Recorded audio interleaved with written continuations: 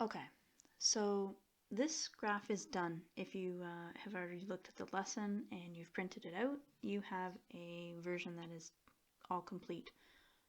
So I'm just going to go through this fairly quickly to let you know how that came about. If you enter these values into the calculator, sine of negative 300, you'll get 0.9, or sine of negative 180, you'll get 0. So I've written them in already. What we're doing here is we're plotting these particular points.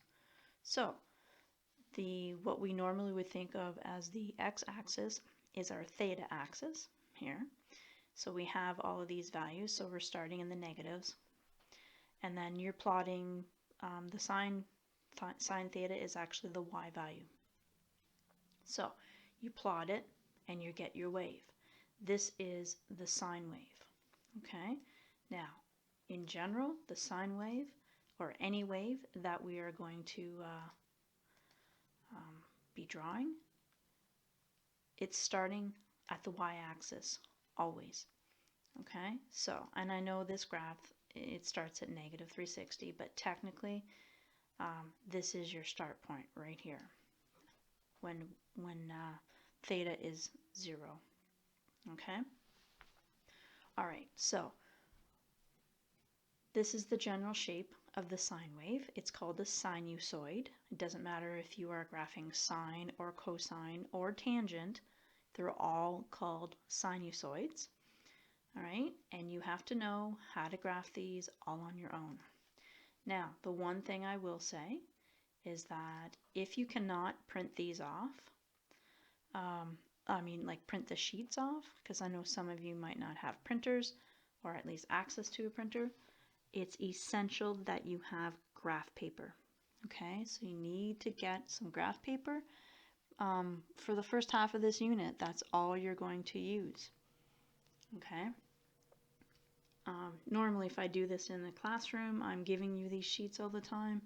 So I know it's a bit of a imposition for you to have to print these out, but it's essential. You can't do the work if you don't have it. So if you can't get graph paper, you're going to have to make some. Okay, and I know that's going to take a bit of time. Anyways, when you graph these, you don't have to remember all these points. Okay, all the ones that you've calculated up at the top. No, you have to remember 5. You have to remember that sine starts at 0, 0, makes a high point at 90 degrees, and the high point is 1. It goes back to the theta axis at 180 degrees, and then it goes to its low point of negative 1 at 270 degrees, and then back to the theta axis at 360 degrees. Those 5 points will get you your graph every single time. You do not need to remember those 2 points, so the other 8 points that we have here on the graph. Just know that it's a nice smooth curve. Please do not use straight lines. Curve it. Okay? And I know people get lazy. Again, just from past experience, people get lazy and they don't want to put curves into it. It's essential you do, because this is not linear. Okay? All right, so the stuff at the bottom, that's all filled in for you in the lesson. And it's pretty self-explanatory. Maximum and minimums. The one thing I will pick on right now is the period length. The period length is the length of one complete wave, right? From start to finish. Well, it's 360 degrees, okay? So you need to remember that. The regular period length for the sine wave is 360. They also talk about domain and range. Okay, so we're back to domain and range again. So again, domain can be anything. Okay, theta can be anything. Do not put x, you must put theta, because we're talking about degrees. And the range is in between -1 and +1. Okay, so make sure you write out your domain that theta can be anything. The range, it goes from -1 to +1. Please write it as a combined statement. Do not give me two different statements that y is less than or equal to 1 and y is greater than or equal to -1.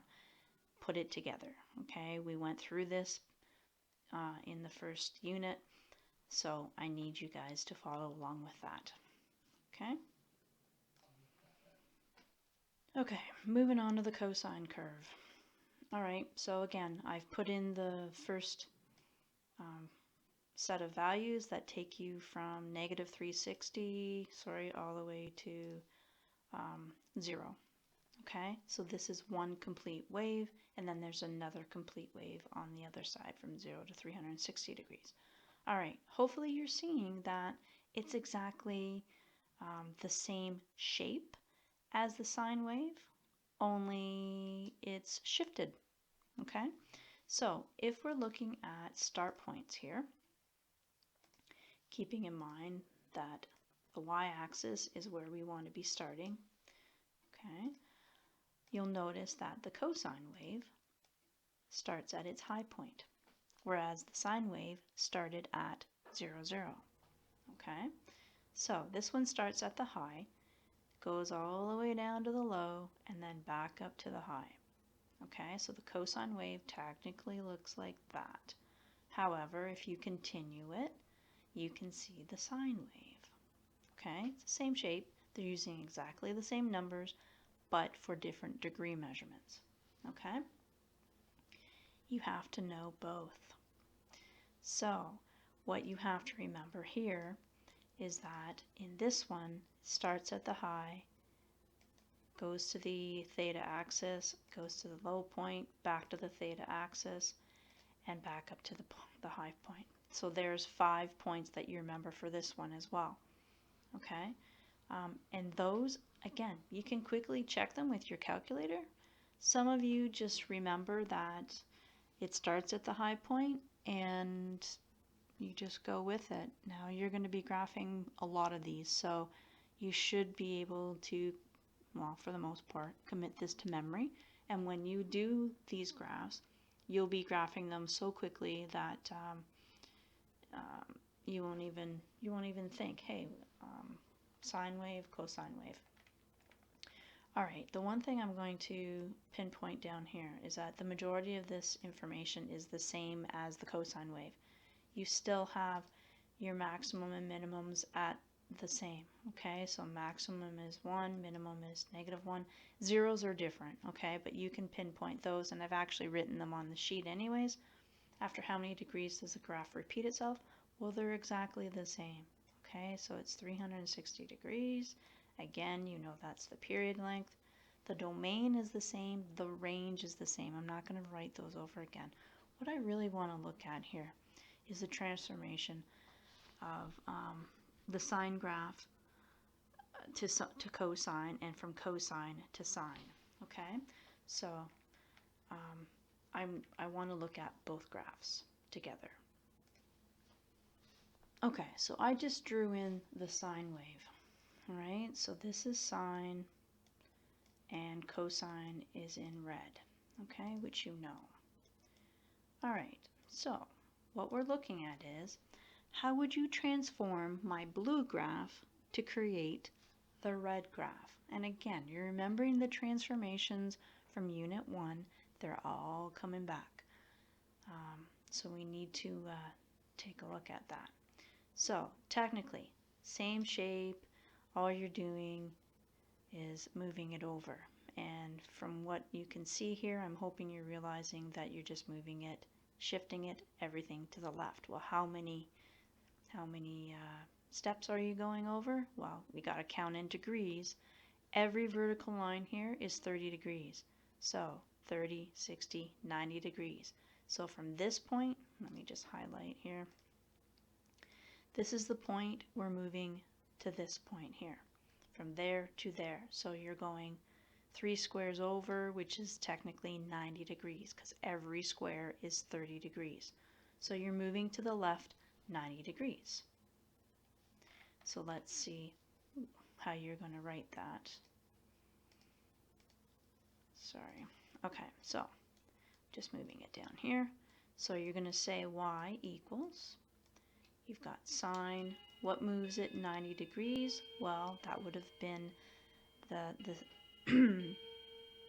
the C or D value, right? So instead of putting X, you're going to put a theta. We're going to the left, so you're going to put a positive sign, and then tell me how many degrees it's going to be moving. So it's going to be 90 degrees. All right, going the other way, if I'm going to go from cosine to sine, well, obviously it's still a shift, only this time you're going to the right.